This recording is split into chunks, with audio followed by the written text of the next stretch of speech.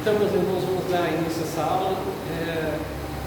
Durante esses anos com a capelania, nós começamos a fazer curso de capelania porque a gente viu uma necessidade das pessoas que faziam capelania, delas falarem do plano da salvação, delas conversarem com a pessoa que não é salva de uma maneira que a pessoa possa entender. Então não adianta a gente chegar, por exemplo, um morador de rua, falar para ele de prosperidade, porque ele não consegue ainda entender o que a gente quer dizer, dada a situação dele. Ou muitas vezes falar para um doente a respeito do rei Davi, ou de, enfim. Então nós começamos a orar e eu acho que a gente deve ter treinado nesses anos aí cerca de mais de 3.000 pessoas. É muita gente. Entre essas pessoas a gente via também pastores, né? Vieram alguns pastores que faziam o trabalho. Então a gente ensinava a parte teórica no curso, né? Geralmente aí 8 horas, 9 horas, depende do local, mas a gente fazia estágios. Estágios eram no hospital, eram também nos asilos, às vezes a gente ia para um orfanato, às vezes a gente fazia na Casa Anderson, e ultimamente, até o começo do ano, o pastor Valdec e a pastora Ana vieram no ano passado já, e a gente começou a fazer ali também na igreja de Micharete, né? Eles ficaram ali a cargo de instruir quem vinha do curso de capelania, e aquelas pessoas, além de servir, elas iam aprendendo como lidar com essas pessoas, esses segmentos tão distintos, diferentes, né? Muito bem. Na parte hospitalar, nós chegávamos a ir, levava em quartos, na Beneficência Portuguesa, também ali no Frei Galvão, e também no APAS, que é um hospital militar próximo à Benéfica, ali na Carvalho de Mendonça, quase para na Costa, quase para o Canal 2, bem no meio ali. E muitas vezes a gente entrava em quartos em que o doente estava muito ruim de saúde. Então eu comecei a perceber algumas coisas que eu já percebi no passado, com os alunos que não eram pastores, que não eram obreiros. Uma dificuldade de fazer passo a passo do plano da salvação.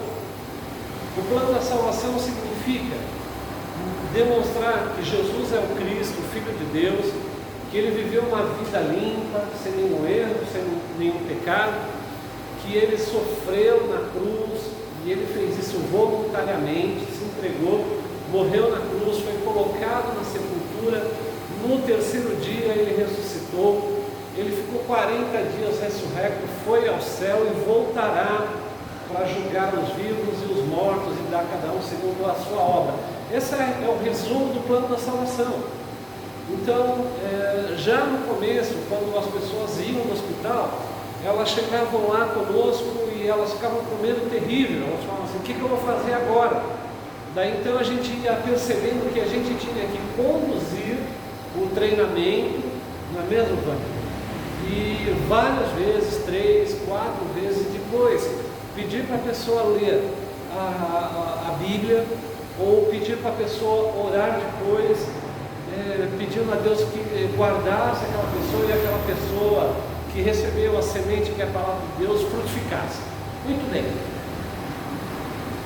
Entrei com alguns pastores e por 3, 4 vezes também ali eu conduzia, chegava, me apresentava. A gente sempre no hospital, a porta fechada, com licença, eu sou da capelania, nós podemos fazer uma oração. Esse é o nosso primeiro contato a nossa primeira aproximação da pessoa para quebrar o gelo, né? Respeitando-se que nós estamos num país laico, nós não podemos impor, mesmo a gente usa o chavão, nós não estamos falando de religião, nós estamos falando de Jesus. Só que o muçulmano podia também falar a mesma coisa. Eu não estou falando de religião, estou falando de Maomé. O espírita podia fazer a mesma coisa. Eu não estou falando de religião, estou falando de Allan Kardec, não é mesmo? Então o fato da gente muitas vezes falar assim, não estou falando de religião, estou falando de Jesus, nós estamos falando do cristianismo, que é encarado no nosso país como uma religião. Por isso que a gente tem que ser muito cuidadoso com a palavra. Quando no APAS nos chamaram lá para fazer o trabalho de capelania, o presidente do APAS, que era um coronel reformado da Polícia Militar, ele falou assim: o que vocês vão fazer aqui? Olha a pergunta dele. Vocês vão fazer evangelização? Porque na cabeça de um presidente de uma instituição hospitalar, até mesmo um presídio, também de uma casa de senhores e senhoras, evangelização significa que nós vamos angariar aquelas pessoas para a nossa igreja e eles vão dar dízimo para as nossas igrejas. Isso já aconteceu muitas vezes dentro do presídio. Dentro do presídio existem duas grandes religiões, denominação também, vou dizer assim, que eles montam a capela com os recursos da denominação e depois eles pedem nos cultos que eles fazem dízimo e oferta para o preso. Isso acontece. E eles batizam e muitas vezes há uma corrida para ver quem batiza primeiro. Eu sou totalmente contra esse tipo de situação. Primeiro, que o Evangelho, nós percebemos que nós somos chamados a dar, não a pedir para que nos dê. E eu tenho uma prática comigo, meus irmãos, meu irmão e minhas irmãs. Tudo que eu preciso eu oro a Deus. E eu falo para o Senhor: Senhor, eu tenho vergonha de pedir alguma coisa. E muitas vezes a gente passa por situações de grande perda, não é? Muitas vezes a gente olha para a despensa, mas eu sempre falei para o Senhor: Senhor, manda o pão de cada dia, manda a situação tal, para que eu possa pagar tal conta, louvado seja o nome do Senhor, e é o certo. Mas existe, infelizmente, algumas denominações, e a maioria muitas vezes se conduz assim, e alguns pastores defendem que se deve ter da ovelha a lã e a gordura, que é a lanolina, que também é valiosa na indústria do sabonete, do sabão, não é mesmo? Então eles tiram das ovelhas, das pessoas, esses produtos que têm valor comercial. Mas o Evangelho não é comercial. Nós não estamos aqui para fazer dinheiro com a palavra de Deus. Pelo menos na minha concepção é assim. Nós temos sim que, da graça que recebemos, de graça dar. Mas durante esse período que a gente treinava as pessoas ficavam com medo. Daí quando acabávamos de visitar um quarto, daí a pessoa virava para mim e falava assim: pastor, por favor, não peça para mim fazer tudo isso aí que você faz, que eu não consigo. A pessoa já estava em pânico, achando que a gente ia jogar ela a fazer aquilo que a gente vai ver hoje aqui em detalhe, né? E baseado muitas vezes no que a gente acha, nós temos que pedir sempre orientação a Deus. Senhor, me dá sabedoria e orientação. Entrei com alguns pastores que eu reputo até como pastores tementes a Deus. Depois de 3, 4 visitas, eu falava: pastor, quando usa o plano da salvação? E muitas vezes, alguns deles me olhavam assim, petrificados, né? como se eu estivesse pedindo algo muito difícil. E teve uma vez lá que o pastor falou assim: pastor João, você pode continuar a conduzir? E muitas vezes eu via que saía muito daquilo que a gente propõe, que a gente ensina, e eu tinha que pegar as regras. E me chamou a atenção uma vez uma irmã de uma igreja lá de Santos, que eu preguei por várias vezes, dei treinamento lá, pela graça de Deus, louvado seja o nome do Senhor por isso. Ela pegou e falou assim: pastor João, nós fazemos um trabalho com determinado segmento da capelania, mas nós não sabemos como desenvolver o plano da salvação, o senhor pode ajudar? E eu acho até que o meu pastor, porque ele não faz apelo, porque ele não conduz isso para as pessoas, ele também não sabe, porque nós estamos lá há tantos anos e a gente não vê ele fazendo um apelo, a gente não vê ele orando com a pessoa, da maneira com que vocês ensinam na capelania. Não há nenhuma pretensão com isso, irmãos, de dizer que nós somos melhor que ninguém. Não, eu sou pecador, eu tenho minhas limitações, e eu peço a Deus sempre nas minhas orações, e quem acompanha comigo em oração sabe que eu sempre peço a misericórdia de Deus, falo para o Senhor que eu não sei orar como convém, peço perdão por mim, pela minha esposa, pelo meu filho, pelas minhas duas filhas, pelos meus netos. E não há nenhuma pretensão da gente querer dizer aqui que a gente sabe mais que todo mundo, não. Mas nós tivemos que aprender lendo os evangelhos, estudando eles, ver como Jesus fazia, para poder aproveitar bem a oportunidade quando nós estamos diante de uma pessoa, seja no hospital, seja em qualquer lugar. Eu me lembro que até em casamento eu já falei do plano da salvação que nós temos aqui. Eu fui convidado, já falei para os irmãos, em agosto, 22 de agosto, para ir ser padrinho de um casamento. Eu não queria, mas minha esposa lá confirmou e tal, né?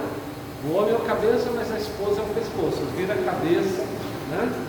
Então eu acabei indo debaixo de um grande temor, e lá tinha 2 pastores celebrando aquele casamento, e no meio do casamento eles pediram para mim falar o plano da salvação, e eu falei o plano da salvação conforme nós temos falado.